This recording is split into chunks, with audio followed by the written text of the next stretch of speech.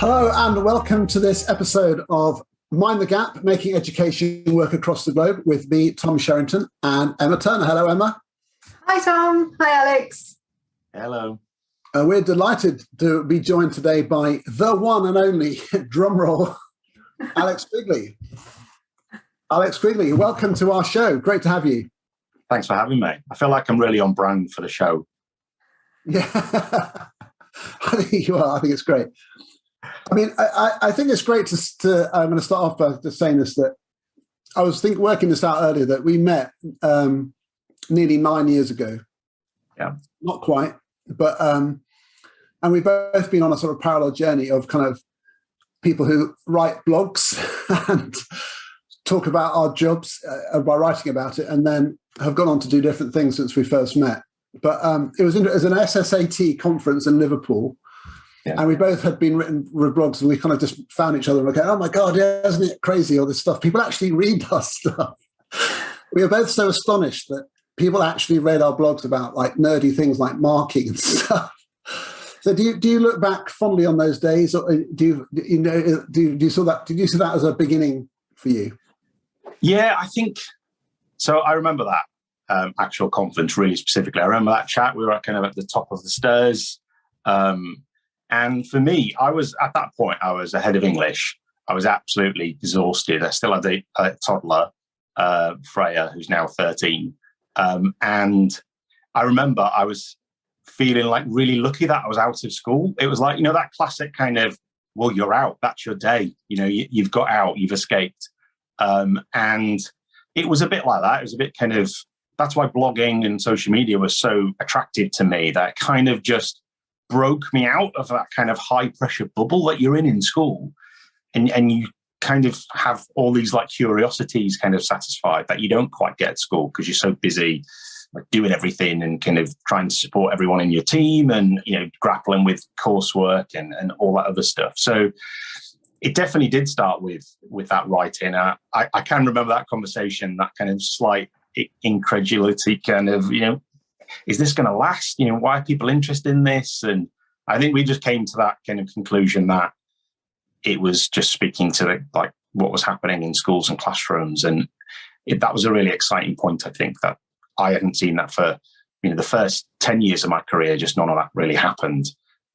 So yeah, it was a real exciting, fast-paced time. I felt really lucky that I was at school that kind of allowed me to have that freedom and allowed me to look outside. And because some of the things are challenging, aren't they, around marking or, you know, whatever topic it was, lesson observations back then were really contentious. So yeah, it felt exciting. I had a really good boss, thinking of famous John Thompson.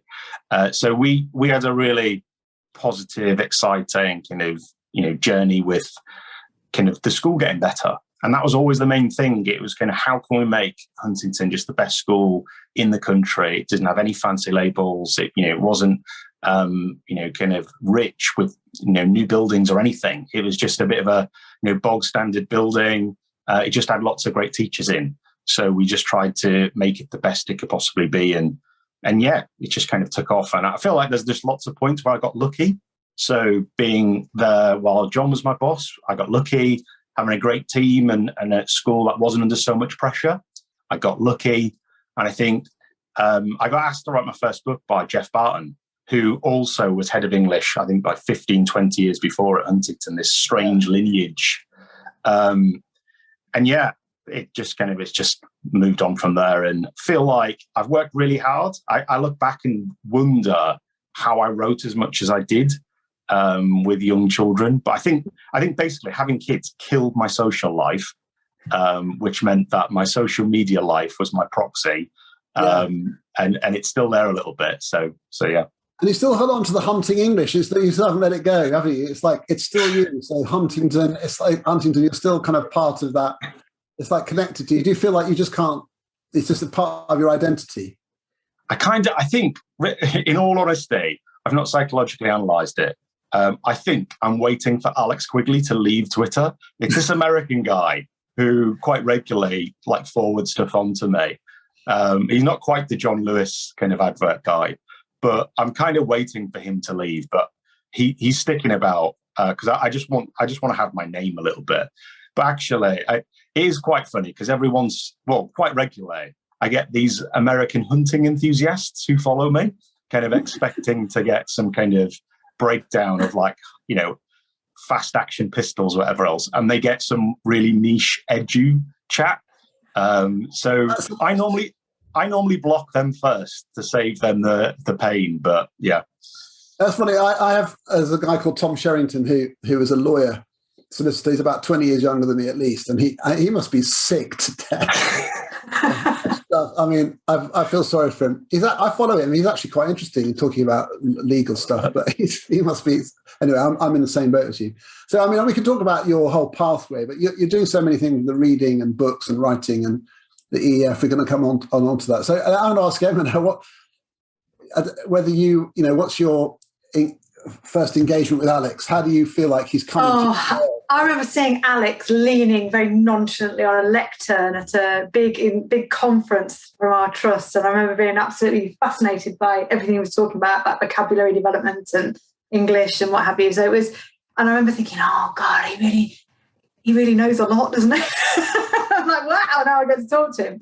But the question I was going to ask you, Alex, was because you said you started writing, and you partly because of the crippling of your social life by small children, which I fully understand. But actually, there's loads of people who want to write about education who they might not have anything to say or anything new or anything different. Why did you start to write and kind of put it out there? And what would you say to anybody else who wants to start writing? I think I look back now, I can't remember the actual start because it's a bit of an act of hubris, isn't it, to start a blog and just think people are just going to listen to what you've got to say. So there is something really un-English about starting to write, I think. And that's a hurdle that a lot of people just never get over. And also there's a kind of, everything I do is just normal stuff. People don't want to hear that, and actually it's the normal stuff that gets most hits because people want to hear the normal stuff and want mirrors held up to what they do. And so I can't quite remember the start. I think I'm in a really privileged position now where, so having written, I kind of know the ways in. So it's actually surprisingly easy to make contact with, the magazines and TES magazine and Teach Primary and Secondary and Schools Week. And that actually, you just need a well-pitched idea and not much more actually. And even then when I think about books, I think about a lot of the books that are out there, and I think, it's not much more than a really well-crafted book proposal. I think a difference maker, and it's worthwhile being honest, because not everyone gets accepted to write a book. I think having honed your practice, blogging was really important for me anyway. It made me a much better writer because, within 2 or 3 years, I've written 100 blogs and, 100,000 words. So that was really helpful. It honed what I did and made me a better writer, but also it builds your profile. And that's just a real reality of, getting a book deal or writing for someone that if you've got a following, it just makes it easier. Kind of publishers are ultimately commercial. Of course, it's all about quality, but you only have to look at kind of fiction books to see all the celebrities who publish. And that's in part because it's a bit of a guaranteed audience. So I think there's a balance of getting going, practicing in a low stakes way in terms of blogging and even just, tweet threads and stuff like that and extended comments on Facebook, just honing that a little bit and then getting a little bit more ambitious about where you might pitch it. And I've helped lots of people who've said, oh, I've got this idea, what do you think? Or they've sent me drafts of stuff and, I give them feedback. There's quite a few people. There's a group at the EF in the Research School Network, and we call Expert Voices, where we've got a session where we kind of give them a bit of training about how to speak about research, how to write about research evidence, and write about teaching ultimately. So there are a few really accessible tricks, if you like. I think the last thing for me, and this is where it gets really hard for busy teachers, and it's why it's a rare thing to actually write a book, which you two know and I know, is that it takes a lot of discipline. It takes a lot of commitment. And actually, you've got to find some habits to kind of get you through, because teaching and even just doing writing outside of a day job is just really hard. And what are your good habits? So I've actually, on my blog before, I asked you, didn't I, Tom, and Mary Myatt to share what you did? Because I was kind of like combing, what do other people do? Is it parallel to mine? I'm a real over planner. So I think there's a real continuum. I'm writing about, my next book's about writing. So I've kind of thought a lot and researched a lot about planning. And there's a continuum from people who really plan to, a significant degree, which I do, which I'll come on to. And then there's like your fly by your seat of your pants kind of, right, I'll write it and then I'll look back and see if it makes sense. I think for me, because I've always wanted to write underpinned by good evidence, I didn't want, I was kind of rejecting all of the crap I was served when I was a middle and senior leader and as a teacher. So I wanted to have, some good underpinning that people can go and read that and check that out and find out more and challenge their thinking, but also challenge me and not accept this on face value. So for me, that requires quite a bit of research. So if I'm writing my book now, I kind of start that a year before I write. I don't go into like chapter 1. I have a bit of an idea of my chapter structure, and then I spend a year reading about that area, and I write notes in a lovely moleskin notebook, and I just read and read and read. And I've got these big kind of see-through boxes in my garage, which are all my kind of books for each book. And my process is I read it, I write it all down. I've got all the notebooks on one shelf. Then I type all the notes out. Then I go about writing the chapters. So for me, I've literally got to that content like 3 times already. So it's like my Graham Nuttall kind of repetition. That's so, an incredible process. It means that when I actually write it, I write it super fast. I don't take months and months. I don't have months and months, frankly, but I can write in the evening. Every chapter I write has got like 10 pages of notes in bullet point form. So I'm not writing from scratch. The worst thing is when you're tired at night time or on Sunday night is to sit there and have to think of lots of stuff off the top of your head. So I need that kind of, right, it's all there. I'm just working through it. And so I don't think that's everyone's, cup of tea. I can understand why it isn't. But for me, it really works. And it gets me through like the tired evenings, and I can do an hour and I can sit on a train. I do a lot of writing on trains. I can sit there and just plug in and write another 500 words because it's there in front of me. I'm not having to, okay, what can I write about next? It's so interesting because it's almost like the polar opposite of my method, which is like... I'm right, I was just sitting there thinking, that's not me. You right, I bang out a few headings and then sort of like wing it until I've filled in the space. I mean, anyway. But I mean, it's so interesting. I mean, I could talk to you just about that, but it's so... God, we need to book you for more than one program. I wanted to ask you about like the theme. You're mining this rich seam of stuff about reading and writing, and you did. You, Emma, and I hosted our EduGive conference a couple of weeks ago, and which you contributed to, and we've raised. It's now notched up one. We raised £33,000 for that, and which I'm pretty chuffed by. And your session there was about the kind of the writing and. There's a common theme, which is this whole thing about intentionality and really sort of breaking it down into stuff which you can teach deliberately. And actually, it makes you realize that means that a lot of people are not necessarily teaching in that way. It's also like it's very holistic. And so, I don't know if how can you summarize that? It's hard, isn't it? But the kind of the nub of it, like right, this idea of if I got that right, this need to really be very focused and intentional. And do you feel that people have got a lot to learn about that then from what you observe and what you've experienced? So it's in part a reflection on myself as a former teacher, where I knew I did a decent job. I didn't do a bad job. I had good relationships. After the first couple of years, I'd started to get good behavior and then became pretty good at behavior after that. I think I was always confident enough in my subject knowledge.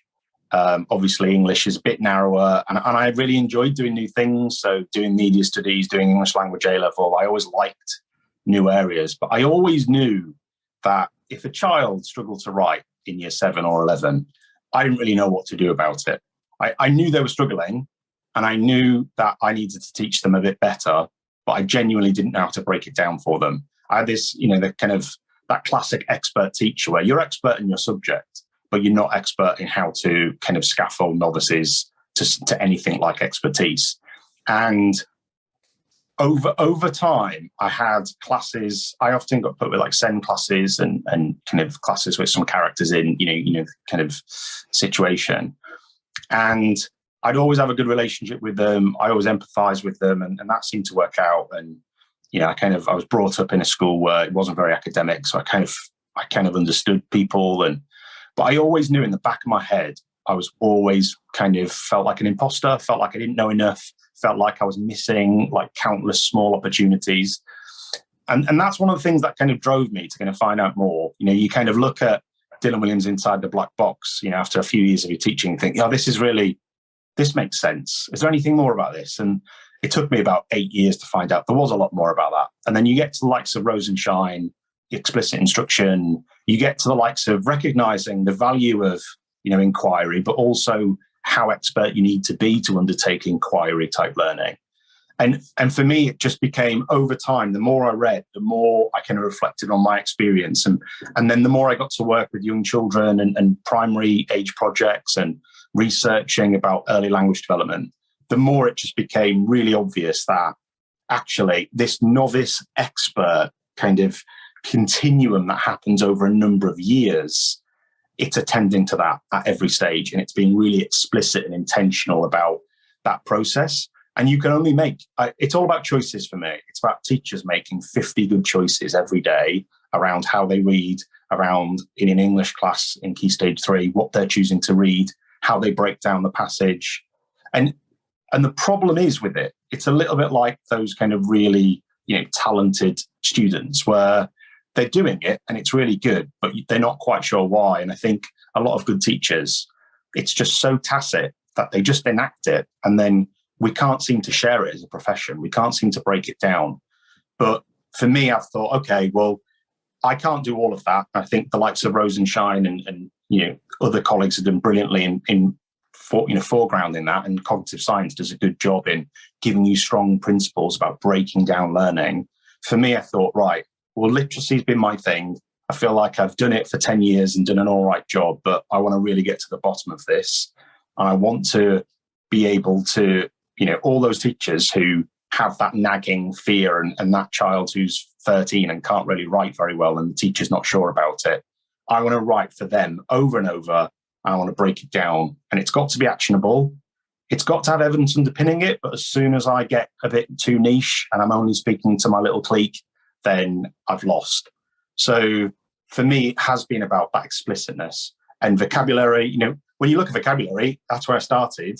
It's the ultimate kind of small building blocks of learning, aren't they? Yeah. And that's all they are. But then, you think about there's good theories and good principles about schema development, etc. And then you look at reading and there's ways to break that down. Same with writing. And I kind of just constantly kind of have this sense of like urgency around, if teachers just know a bit more about this with a couple of strategies to enact it, that's just improving some of their small decisions every day. And that's what I've been at. I think it is. Just this book, The Vocabulary Gap, with a sort of in short. You've done it really at the back of each chapter in short, boom, boom, boom. You're sort of trying to spell it out for people. And then, Emma, have you got all these lining the shelf? Not those ones in the other room. Yes. But I was just thinking about, because you mentioned you've got good subject knowledge, Alex, and this is something I've tried to articulate myself, and you could probably do this a million times better, is that difference between subject knowledge and knowledge of your subject. That kind of the subject knowledge of, who wrote this book and what happens in Act 3, page whatever, versus what do you do if this child doesn't understand this? What's the next thing you do? How does this link to that? What's the prerequisites for that? Where does this go from here? How does that link to what we did before? Where are the missing blocks? And I do think, and I don't know whether you think the same, that it's easy to fall in love with subject knowledge because it's interesting and lovely, but it's harder to make people fall in love with knowledge of your subject, about how you actually link it all together. Yeah, I think so. is it Lee Shulman who's kind of did that content knowledge, pedagogical content knowledge. And I know that a bit of a mouthful, but it's what you're describing, which is, yes, you can know, and you need to know, if you're a Key Stage 3 English teacher, you need to know Macbeth and know it well. And then you can anticipate the questions and misconceptions and background knowledge. But actually, it's that pedagogical content knowledge, that kind of understanding of the learner in front of you and about the process they're undertaking if they've not quite got that content knowledge. But also, for me, why I've kind of focused in on the literacy aspect is if they haven't got some of the basic skill around handwriting, then they're not getting to that richness around knowledge, and it starts much earlier. So we've talked before, for me, my understanding has grown over time. When I started teaching, I got asked to teach English language A-level in like year one. I was only like 21. I was barely older than the students. And I was that classic thing where I was a chapter ahead, not much more. But learning about child language was a bit of a slow burn of a revelation, but it was a bit of a revelation. And it just made me constantly recognize, well, yes, we need a brilliantly sequenced curriculum. We need to have subject knowledge. But all the evidence indicates kind of like teacher subject knowledge has a threshold of where it becomes less impactful. And then it's about how well you understand the learner's progressions through that, and how you understand the skill development from handwriting to spelling to writing to reading. So we like to simplify stuff, and we should, and we want to try and keep the complexity manageable, but it's not as simple as more subject knowledge of Macbeth makes you a better teacher of Macbeth. It just isn't. And we can all share our anecdotes of that teacher. I can remember Mr. Lang in year 8. I've written about him before, about kind of teacher expectations. I remember I met him in a bar and told them what I'd written about him, and he seemed quite happy about it. Really? But he actually talked to us. We were in this kind of inner city school in Liverpool. We weren't necessarily mathematicians, and we certainly didn't think we were mathematicians. But he used to tell us about how he really struggled with maths at school, and how it was a bit of a later in life thing for him, but now he wakes up with maths problems, etc. And we were, 12, 13, or a little bit skeptical of every adult in the room, but actually I remember having an enduring impact that he didn't find maths easy, and that for him it was a challenge that he worked through. And I think that reality, for me, I've always had a bit of a lens on English through some children came to my secondary school, fluent readers, who were brilliantly prepared for all of this curriculum. And I didn't need to think very hard about handwriting, about spelling. It just happened. But for the children I thought needed most of my help, they're the ones where I needed a better, deeper, richer understanding of their knowledge, their skill. And now I know all that stuff around procedural knowledge. Well, so is it skill? Is it procedural knowledge? I use the word skill because it's a bit of an end goal, but I'm really conscious that a lot of teachers, if they hear procedural knowledge, don't understand what it means. And we need to try and always make sure that we are communicating this. We are breaking it down for teachers in a way that's manageable, and we meet them where they are. And then we can bring them into some of that complexity. But, ultimately, I think an emphasis in the last couple of years around curriculum, around building knowledge, is a great way in. And it's necessary, but I think it's necessary but insufficient. And it's particularly insufficient if pupils don't have the skills or the procedural knowledge to write about what they've read, to read those complex texts. One of the things I find, I see practice, more and more now, I get to go all through primary, secondary, and I feel like there's an understanding at a certain point, like with phonics and very early instructional parts of writing, that you have to sort of teach everything. But then comes quite an extended period, year 5, 6, 7, 8, where there's somehow this sense that it's all a bit of an art, and you're trying to get the kids to be creative and imagine, so that I see less of a drop-off of teachers' willingness to be instructional. And then it's a kind of like, it's all a bit of a that you don't want to sort of, they're worried about shackling, about spoon feeding, about having everyone writing the same paragraph. And there's a real tension about getting kids to be generative and imaginative and bringing themselves into the writing, as well as teaching them the structures. And I find that tension is real, because you want kids to be able to kind of be playful with words and stuff like that. But do you know what I mean? I feel like the students who struggle with that just need the modeling more continually. And then it's, how do I deal with kids who are ready to fly and others who aren't? So it's hard, isn't it? I mean, do you have a sense of that? I feel like this stuff is not simple, getting that balance right. Yeah, I feel like for me, I get this kind of amazing experience where on Friday, I'm speaking to an infant school, a primary school, and 2 secondary schools. And you've got to make sure the content is relevant. And for me, they're my favorite events, because actually you've got to describe that progression. And I think that's where we go wrong in terms of the nature of language. Vocabulary changes through school. The nature of how we read changes. So, take reading. In primary school, we start with story because we should. And we start with, listening to stories and talking about stories. And that never goes away. And we should have that strong sense of narrative underpinning the primary school curriculum. But as you get particularly into Key Stage 2, but it always starts earlier than we assume, you get this more dense informational texts. The language starts to become more nouny, those bigger words. And we start to, change words from sweat to perspire. And then you make this leap from year 6 into year 7. And there's almost a sea change where you're reading lots of fiction and non-fiction, and then instantly in week 1 of year 7, you read like fiction for a tiny window of the week, and everything else is dense non-fiction. You've got worksheets, you've got PowerPoints that are kind of simplifications and abstractions. You've got textbooks, and so as you go through school, language changes, how you read changes, how you write changes and develops.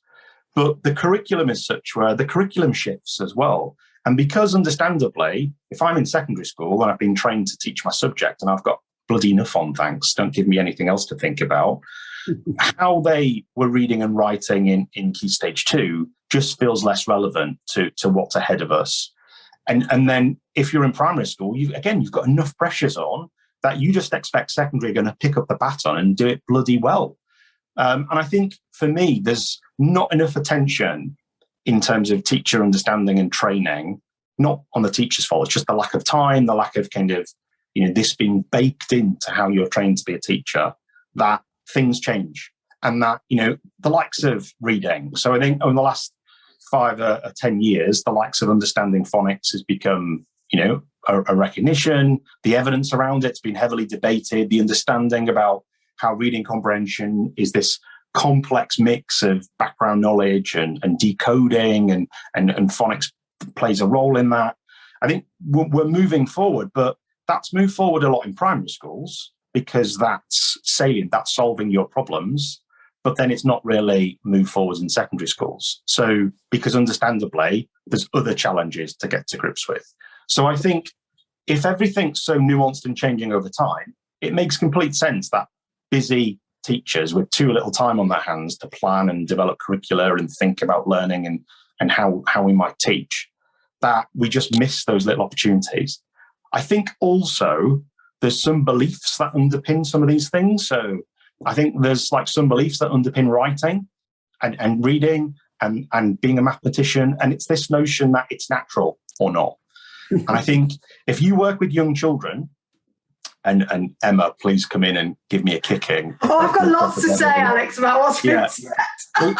You work with young children, and actually, so I've written about Child Haven Nursery School. They're focusing on self-regulation, on talk, on turn-taking. The revelation for me was that when the child was deciding whether to go out to play or not, and there's a little window in the door, and to show them whether it's raining or not, and then they pick their wellies and they pick their coat up. That for me feels that's really important for a 5-year-old to start developing that self-regulation. Fast forward 7 or 8 years, and actually self-regulation is happening in your head. It's about planning an exam response. It feels so different. And I think people can't quite, because we're in different phases and different silos, we can't quite connect up our different beliefs, our different experiences. So the naturalness of, say, creativity when you're young, well, you can be more creative perhaps with stories and writing in Key Stage 2, and you should be. But actually, at the same time, you're still building sentences and you're still making choices about vocabulary. And I think let's hear your intense critique of everything Alex has just said. No, it's interesting what you said about the 5, 6, 7, 8, which is, I understand, is also a step song, but I'm not going to do that. But the 5 and 6 is hugely instructional. You know, I've taught in year 6 forever, and that's the bread and butter of year 6.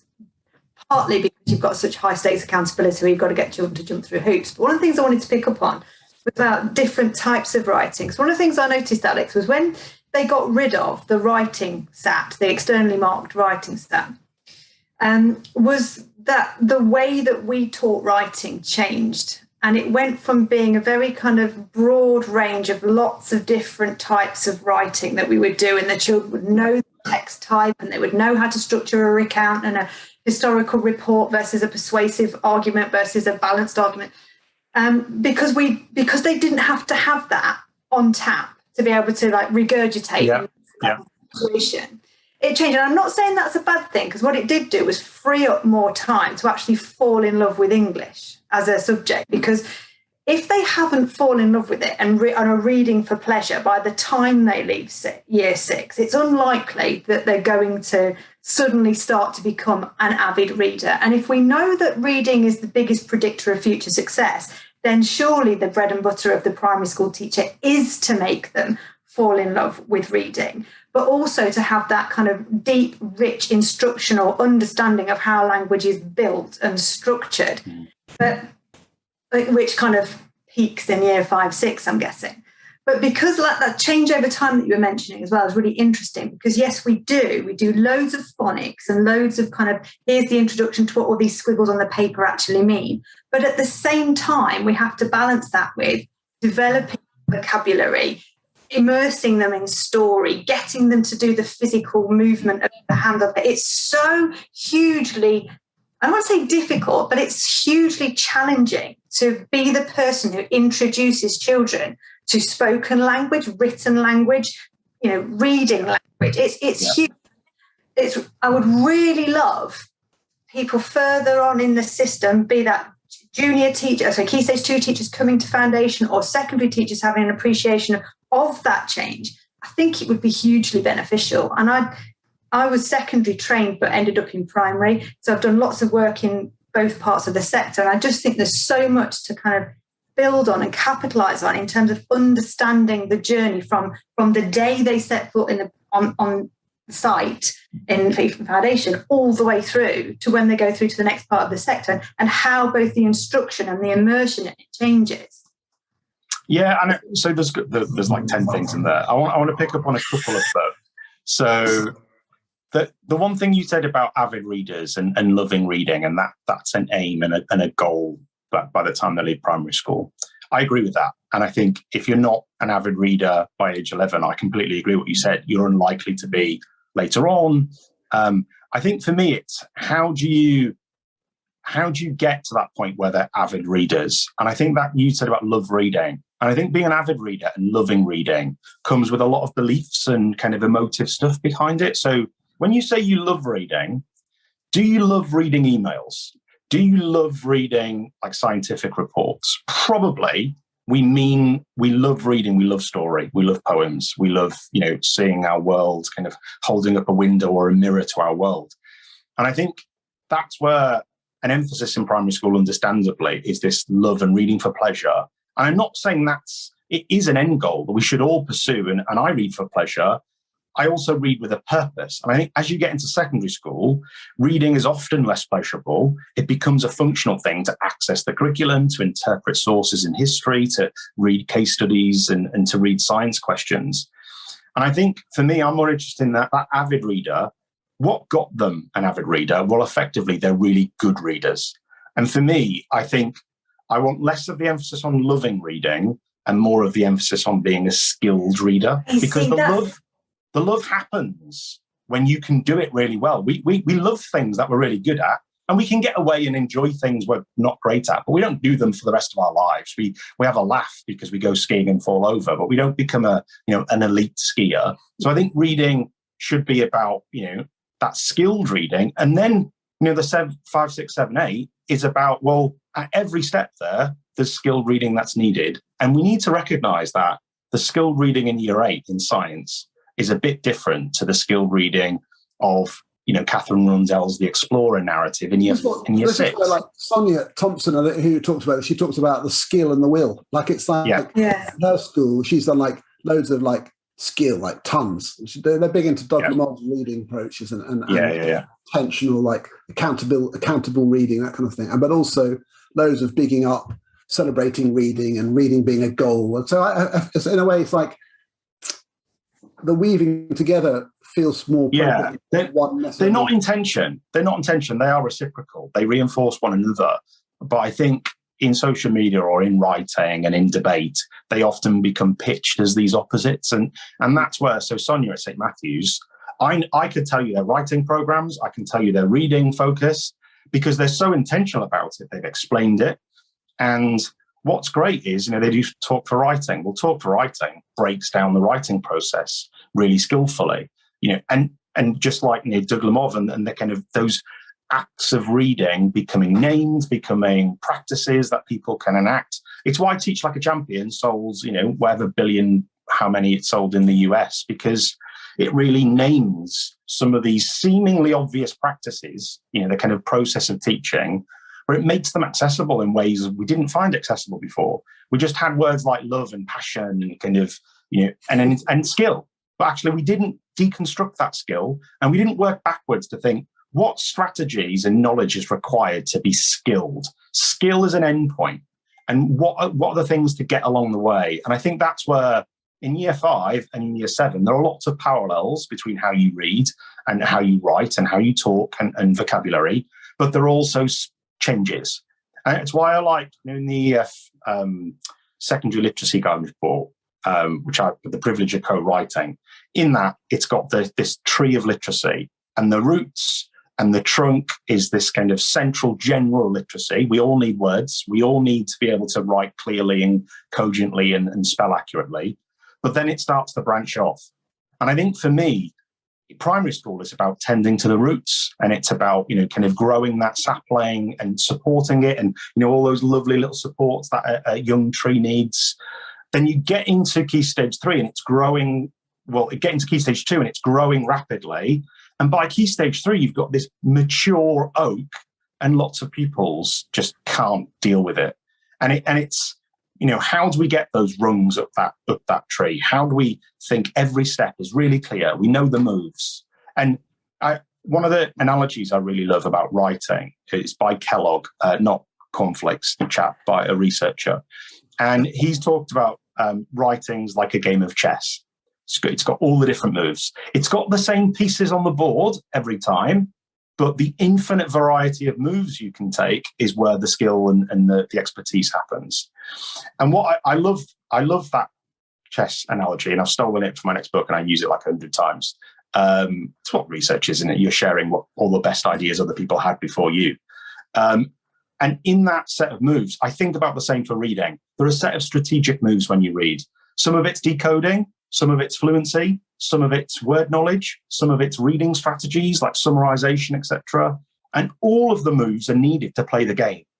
And for me, I think I kind of go back to my favorite things I've ever written, my favorite blogs, the favorite things in my book are those stories of children where actually some of them didn't play the game really well. And that's where I think it's why I work where I work in terms of EEF as a charity. It's why I'm writing about literacy now, and I don't know what I'll do after, but I'm plowing a half decent furrow. But I think it's that, what about those kids who can't play the game, forgotten third, whatever we call them, but there's too many of them. And in this next one, I've written about my dad. And, it's quite a personal one, where my dad, when he was, 14, 15, mum went to grammar school, dad left school at 15, got a job on the corner of his street. Now, fine, that's what happened then. My mum had children, so she was kind of closed out of the professions and everything else for various reasons that we live in a patriarchy. But my dad actually never got to learn to write. And he can read the sports pages and stuff like that. And he can hold a conversation and a political argument with anyone. and he can win that argument if he chooses. He's a fiercely intelligent person, but he's never been able to write a job application. He's never been able to write a poem. He's never been able to communicate in ways that we all take for granted, and there's millions of people like that. And there's children like that in every classroom. And actually, we can do a little bit less of that fighting and arguing over theories and all that stuff. And actually, we've got a lot of work to do to help those children play that game. And it can be enjoyable and fun. And they bring so much to it, even when they don't have cultural currency. And we learn a lot from them. And it's why teaching is like infinitely interesting and fun. But ultimately, we've got to break down that game. And if they love it by the end, fantastic. But let's make sure we practice the moves. That's so interesting. So, I mean, does that make that challenges your perspectives as well? I'm sure it does. Yeah, definitely. And I just wanted to tell Alex something that happened today. I actually took my 3 children to a bookshop today, and my 5-year-old bought a Minecraft book. Can't read it at all, but was playing Minecraft, trying to read the book and coming to me and saying, right, what does this say? Because I need to know what I need to do on there. And I was thinking, well, there's the will, not yet the skill. Yeah. Not yet the skill. But he's not reading, he's not falling in love with a book and a narrative. He's just like, I know I need this in my life to be able to do that. And I saw this last week in a lesson. In fact, I took a picture of it. It was so interesting. Like a year 7 lesson, they're doing Orwell, Animal Farm. And this kid has written this brilliant sentence, which I've took a picture of. And it says, this is a year 7 kid, Orwell creates the impression that Boxer is fiercely strong because, quotes, he seemed more like 3 horses than one, suggesting that he has 3 times the strength than any other horse.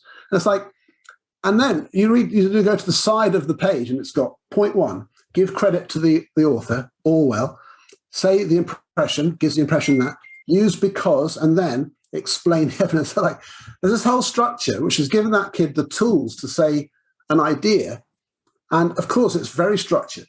But it's when you read, you take the structure away and the kid is learning that, you're thinking that's empowered that child to get into this text in a way which they'd never have been able to do before.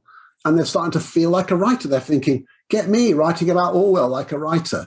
Yeah. And it was like their sense of themselves as a writer, when they told me their sentence, it's quite moving. It's like, you really believe in this, don't you? It's like, you haven't just copied off the board. You've written that whole sentence on your own. And the teacher's giving you the tools to do it. I thought it was magic.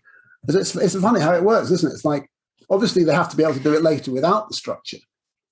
But so that's a really great example of, on social media, people might argue, oh, they've done a P paragraph, they're awful, they're despicable, they constrain creativity and all this.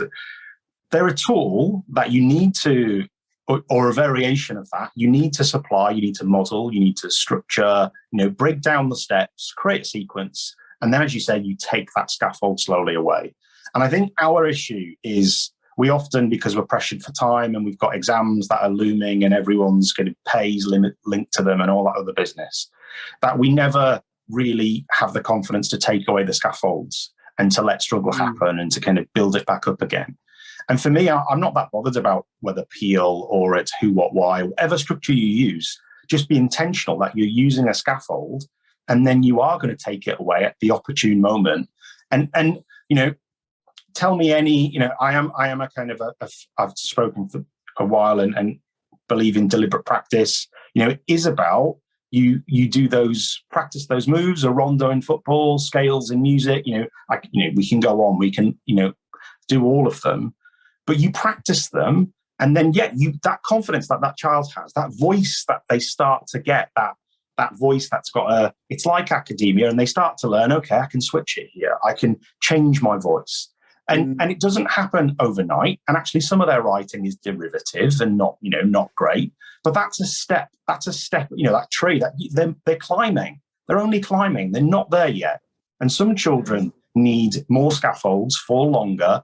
This is where I think that, that kind of challenge in Key Stage 3, where because Key Stage Year 5 and Year 6 teachers do a brilliant job at scaffolding reading and writing and these kind of processes of learning that are so essential and talk, that actually we just assume they're there by secondary school and we're not as intentional about them.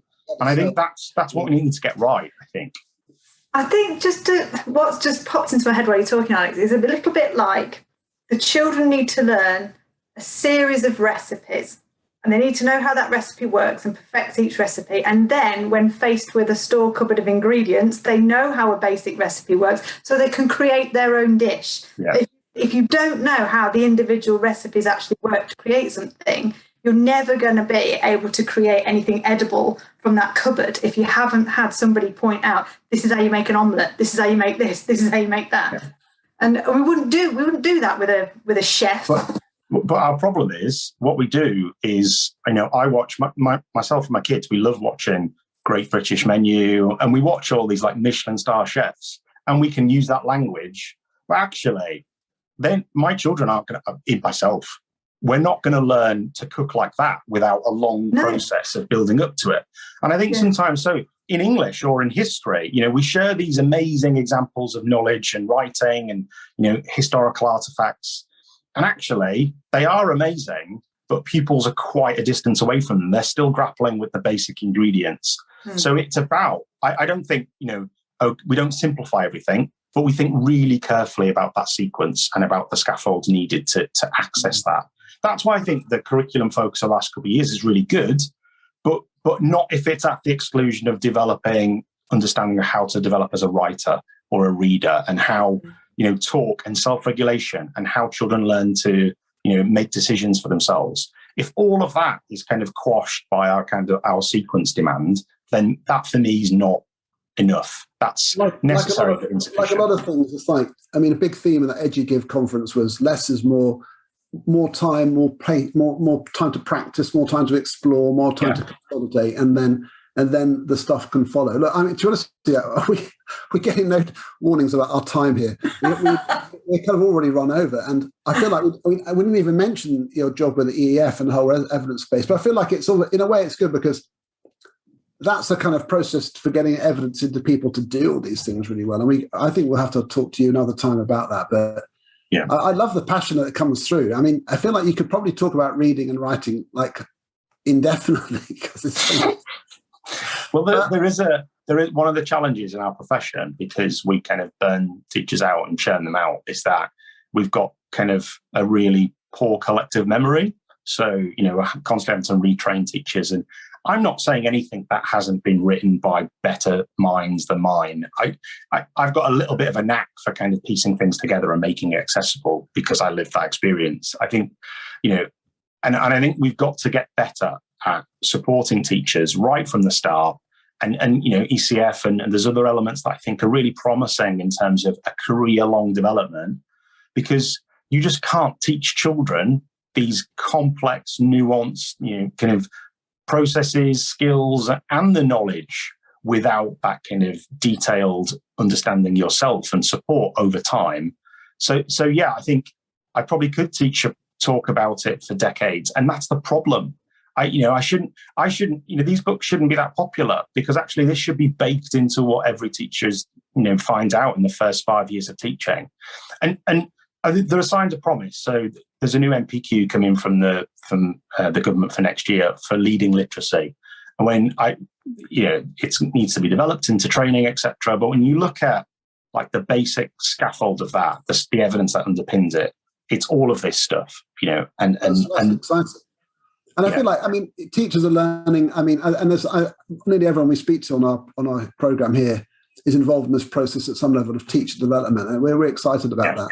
And I just think I'm going to sort of wrap things up now, really, because I feel like, it's so great to talk to you. I just have always, ever since I met you, loved you're just so sort of, there's an intensity there which I find incredibly inspiring. Like it really matters, and it's sort of, you really mean it, and I love that. But you really know your stuff, and it's really great listening to you talk about all these ideas. So I hope people, go and when they're writing books out there, the full suite of gap closing. We're into gap closing. We mind our gap. You're closing. Yeah. Alex Quigley, it's been great talking to you. Thank you so much for joining us, and we'll hope to talk to you another time before too long. Thank you so much. And to everyone else, thank you for listening to Mind the Gap. Emma and I love these conversations. There's been some brilliant guests recently, and wonderful talking to Alex. So see you again on another program. Thank you.